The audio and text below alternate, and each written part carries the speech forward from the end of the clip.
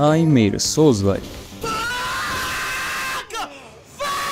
More specifically, I reimagined the Artorias boss fight from Dark Souls 1, but he is at his prime. Artorias was once a noble knight, renowned for his unmatched skill in battle. He was part of the Gwyn's Four Knights and famed for his ability to traverse the abyss, a dark force that could corrupt anything it touched. Armed with his great sword, great shield, and an unbreakable will, Artorias set out to defeat the darkness. But in Dark Souls 1, we meet Artorias in a tragic state, corrupted, broken, and far from the valiant knight he once was. His story is one of fall and sacrifice. But what if we could face him in his prime? I started off by finding an Artorias 3D model on the internet because I'm telling you, if I don't find this model, then with my modeling skills, I am cooked. But thankfully, I was able to find the exact same model we fight against in Dark Souls 1 in the darkest parts of the web. And now that I don't have to worry about making an Artorias 3D model, I can focus on making a prototype. I opened up Unity and added a bean. Then I gave this bean some brain and he can now walk even better than the USA president. We can't have a proper Souls game without an absolute Chad that's hiding all his existence behind a big ass armor. So I went into Mixamo to find some 3D Knight models and animations, and as much as I know how cringe it is to just use some 3D models and animations from Mixamo, I also needed to finish this prototype, but I will change his character model later.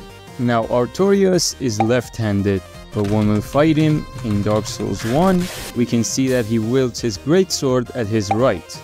And that's because his left hand was broken when he was fighting Manus, the father of the Abyss. So I put his greatsword at his left hand and his great shield at his right.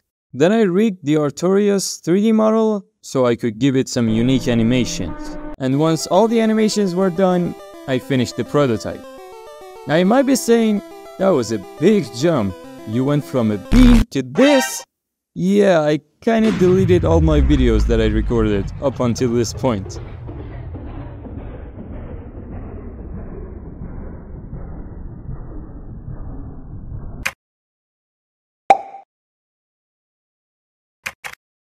But anyway, this player model is cringe. It looks almost like the average GTA game that you can find on Google Play Store. So I decided to replace this with the Abyss Watchers. In the world of Dark Souls, the Abyss Watchers are a group of undead warriors who pledged their lives to battling the Abyss, a spreading corruption that devours everything in its path. Their order was founded in the image of the legendary knight Artorias, who once fought the Abyss himself. However, this devotion came at a heavy price. Over time, the Abyss tamed the very warriors who sought to destroy it, trapping them in an endless cycle of death, rebirth, and madness. Bound by duty, but consumed by the very thing they sought to fight, the Abyss Watchers became shadows of their former selves. In my version of the story, one Abyss Watcher, half corrupted by the Abyss, travels back in time with a desperate mission to kill Artorias before he faces the Abyss, ensuring that their tragic fate never unfolds. His hope is that by preventing Artorias' fall, the Abyss Watchers themselves will never exist, sparing them from their endless torment.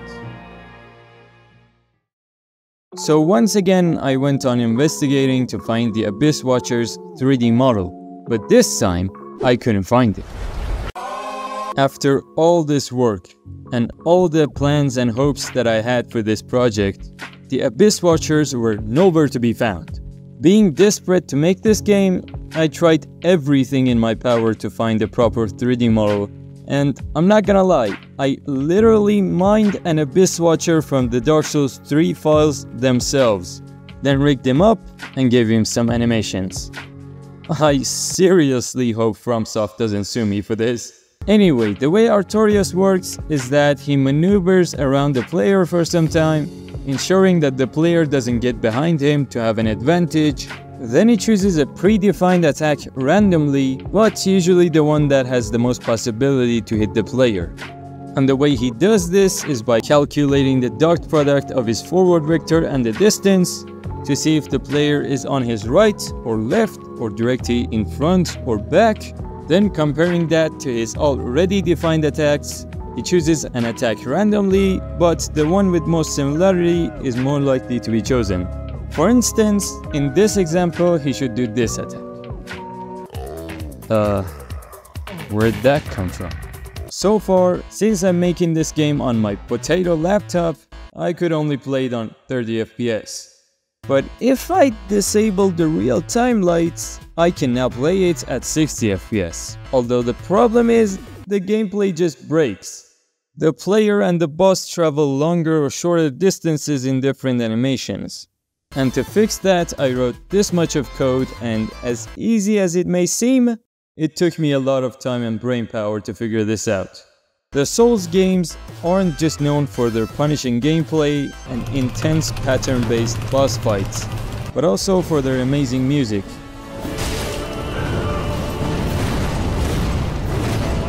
So I went looking for some copyright-free Souls music and found this amazing set of tracks that also had a Unity assets in the assets store, and it was completely free. I will leave a link to it in the description. Then I also downloaded some sound effects and edited them, and now we have sound effects and music inside of the game. But this game still looks empty as fuck, almost as empty as my YouTube channel. Only 2% of the people who watch my videos are subscribed, so make sure to subscribe right now, game. To fix this emptiness, I decided to make the environment for the game. And as I said, my modeling skills are just as bad as one could ever imagine. So I downloaded yet another asset from Dark Souls, and this time it's the Ornstein and Smough Arena. Well, FromSoft, now you have every right to sue me. Just like any other programming project, when you add a new feature, new bugs pop up. Like this player and enemy AI agent clipping through the walls. But thankfully, with a bit of programming, I fixed it. You know what would make an already badass boss fight even more badass? A second phase. So I made a new animation for his face transition where he summons Sif on his back. But before that, Artorias has to get to the center of the boss arena. And let's just say, he didn't have a good time finding it. Why are we still here? No matter what I did, he just wanted to act as if he was drunk from all the abyss juice that he had. Anyway, here's how it looks after being fixed. Now I had to make new and fresh animations for his second phase. But the problem was, if I made an animation for Artorias, I had to make a separate animation for Sif that was sitting on his back. And that was exhausting. You know what's better than a second phase? A third phase. But this time, Artorias doesn't get drunk anymore and secretly and silently transitions into the new phase once his health reaches below 1/3 of the maximum. He begins doing faster, less predictable and longer combos and becomes more aggressive. Then I polished the game a bit by adding a post-processing effect, more sound effects, destructibles and more. At this point, I was getting sick of my old laptop. So I just bought a new PC!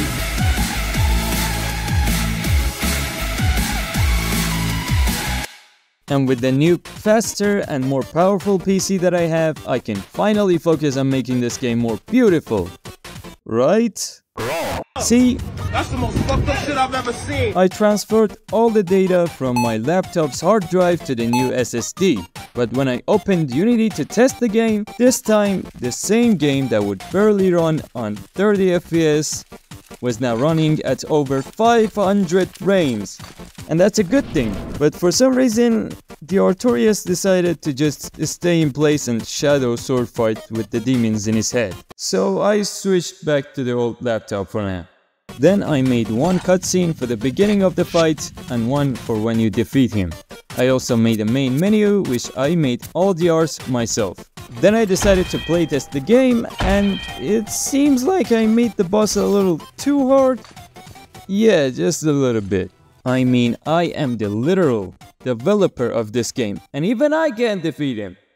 So I nerfed him some. I also added a poise system, which what it does is that if you hit the enemy consistently for enough times, the enemy will get staggered and you would get 1 or 2 extra hits. And now the game is fully playable and available for free on itch.io. Make sure to go ahead and check it out via the first link in the description. Then tell me how many tries it took you to defeat him. Be sure to let me know if you want me to remake any other boss fights in the comment section down below. And if your comment gets enough likes and this video gets enough attention, I will remake your boss fight of choice. And with that, thank you for watching. Make sure to like, subscribe, and Get out of here.